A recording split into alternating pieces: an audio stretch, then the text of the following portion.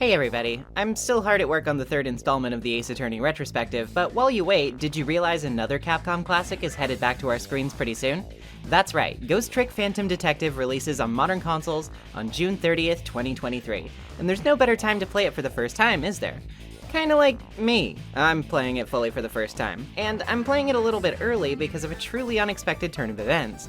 I usually don't give first impressions on new releases like this. I prefer to let a game sit for a while and eventually do a retrospective-esque video about the whole thing, and don't you worry, Ghost Trick will inevitably be getting that treatment later down the line. But the reason I'm stopping to quickly hype up this re-release is because the folks over at Capcom, yeah, no fooling, were gracious enough to send me an early review code to get my hands on this updated classic, and give you guys the skinny on what to expect.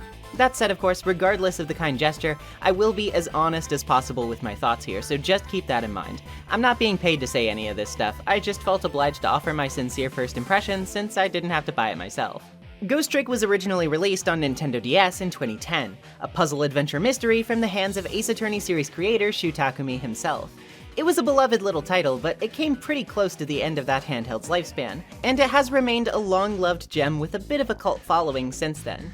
There was a mobile port soon after as well, but since then, it's been largely out of the public eye until now. This newly accessible port, which is available for PC and just about every modern console there is, has, I'm happy to say, translated the game from its original form very faithfully.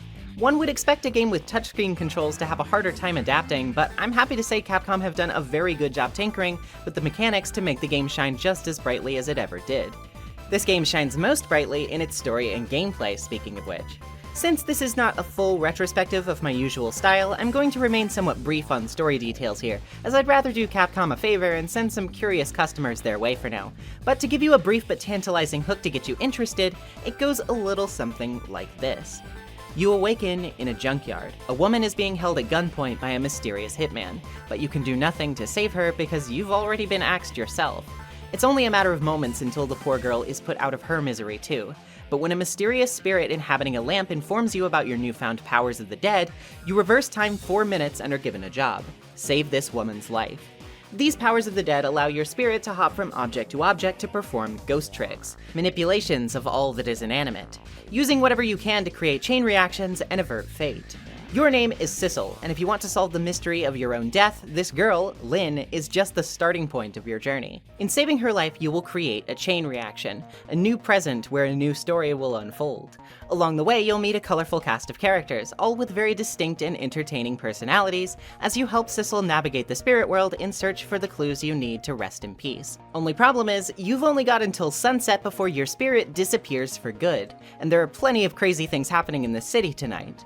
If you want to wrap your head around this whole picture, you've got a lot of puzzle solving and life saving to do. This leads us to the gameplay side of things, and the core loop of the game. To find clues or avert grisly fates, you must use your ghost tricks on the objects in the area. To hop from item to item, you need a clear path to do so, however, so it's not as simple as just being able to go wherever you want.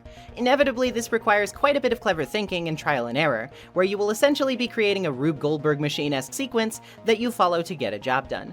Steal a card and roll some donuts away, jostle the donut to the ground right in front of a cabinet door, hijack the tree and then the ceiling fan fixture to hitch a ride down to said cabinet door, then smack the donut under the couch so that the girl on the couch will follow her curious dog under it. Why would you do all this? Well, when a hitman comes busting into her home moments later, you're gonna be glad she wasn't in plain sight. That's the kind of gameplay you can expect from Ghost Trick, and every time you manage to solve a fulfilling challenge like this, not only will you feel like a genius, but you'll be able to get another crucial nugget of information, which loops back around into the super interesting main story.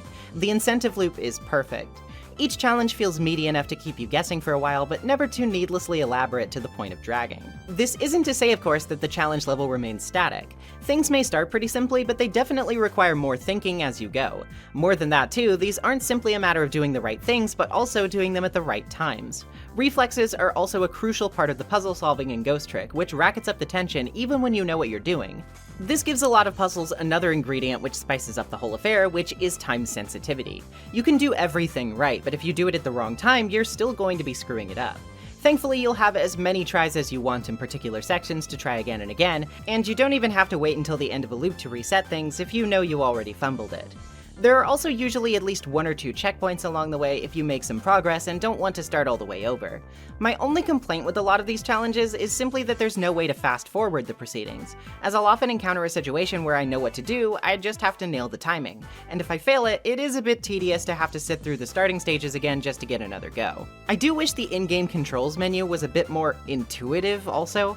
Clicking on it, at least on PS4, sends you to an online digital manual, which is really difficult to see, and I couldn't get it to zoom in. This isn't even to mention that I guess it wouldn't even work if you weren't connected to the internet. I think a more traditional menu with a controller diagram would have been way better than this, and I struggle to think of why you would do it this way. This game is also very linear, so those hoping for multiple solutions to puzzles, branching pathways, or multiple endings will not be finding that here. I understand that that could probably bum some people out, and it definitely diminishes replay value to some extent, but as somebody who greatly appreciates story and theming, this doesn't bother me too much.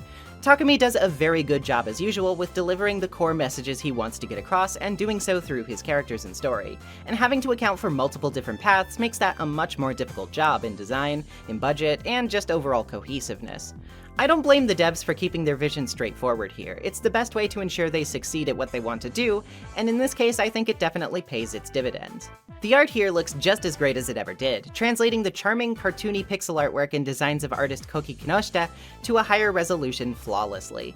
The character animations are chock full of personality and are wonderfully fluid for a game of its age and original platform. I honestly like the visual style of this remaster a lot more than the original Phoenix Wright trilogies. That being said, the game's screen is still letterboxed to keep it similar to the original aspect ratio of the DS title. That disappointed me a little bit, though the sides of the screen are put to use for things like the in-game hourglass timer and the minutes before death display, so it is at least understandable why this screen real estate isn't used in its totality for the main action. I think there's probably a way you could have incorporated these HUD elements from the game while making the game fully widescreen, but it doesn't really detract very much from the game's overall presentation for it to look this way, so it doesn't really bother me. If anything, I wish the game would go widescreen for dialogue exchanges, but again, it's not the end of the world. Object functions have also been moved from a little diagram and description on the top DS screen to on-screen with the rest of the action when an object is highlighted, thanks to there obviously being way more room to work with. And I think this is a welcome change, it keeps things just a little bit more streamlined. I would also be remiss not to mention the absolutely incredible soundtrack headed by the genius behind the first Ace Attorney's music and original voice of Manfred von Karma himself, Masakazu Sugimori. All of the tracks are injected with both incredibly well-utilized and delicious synths, which capture a sort of spirit world feel very well, and very funky, earwormy melodies which are simple and addictive to listen to, effortlessly pumping you up to get your sleuthing on and solve a puzzle. The game features a fully remastered version of this score by great Ace Attorney composer Yasumasa Kitagawa, and you can thankfully switch between it and the original OST at any time in the menu, which I think is a brilliant bit of customization that I wish more remasters of classic games would offer. You won't just be stuck listening to the music in-game either, as one of several new features allows you to unlock and listen to tracks at your leisure in a music menu, which is a fantastic and very appreciated addition to the game for somebody like me. As for those other new features, they're pretty cool too. There's an art gallery of official renders, backgrounds, and concept art that you can unlock as you go, and even cute little slider puzzles as well if you enjoy that sort of thing. When you complete a chapter in-game, you can always return to it from a chapter select menu if you want to give it another go, or play from a certain point instead of starting all the way over. And this will inevitably help you with completing more of the challenges, which themselves unlock some more of that previously mentioned content. If you're a fan of point-and-click adventures, love a good mystery story, and appreciate the eccentricities that only cartoony visual novels or visual novel hybrids can provide you, Ghost Trick is an absolute must-play.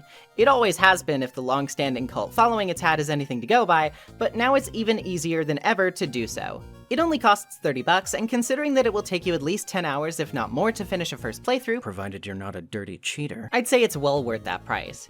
If you're on the fence though, it also has a free demo that you can get on your PC or console of choice, which will give you enough meat to get your bearings and find out if it seems like the type of game you'd enjoy. It also allows you to carry over your save data to the main game if you end up purchasing it afterwards, so you really have nothing to lose, not even your time. I am really happy I finally got to give this game a shot. I only got to play the demo content from the iOS version back when I was much younger, and while I definitely enjoyed what I got a glimpse at, I've always been aware that I was missing out on an even greater experience that many friends over the years had evangelized to me about. Now I finally understand what all the hype was about. It really is just as good as everybody says it is, and that's exactly the kind of praise you want to hear about a game like Ghost Trick. The remaster drops on PC, Nintendo Switch, PlayStation 4, and Xbox One on June 30th, 2023. So if you haven't gotten your hands on this ghostly good time before now, you should definitely take the plunge and do so. That's no trick. Thank you once again to the kind crowd over at Capcom USA for reaching out to me and giving me the opportunity to play the game early. I really appreciate it. And as for the rest of you, give the game a shot. It may be exactly what you need to tide you over while I work on my next Ace Attorney video, eh? Anywho, thanks for watching, bye Ghost Trick, and I'll see you all later. Peace.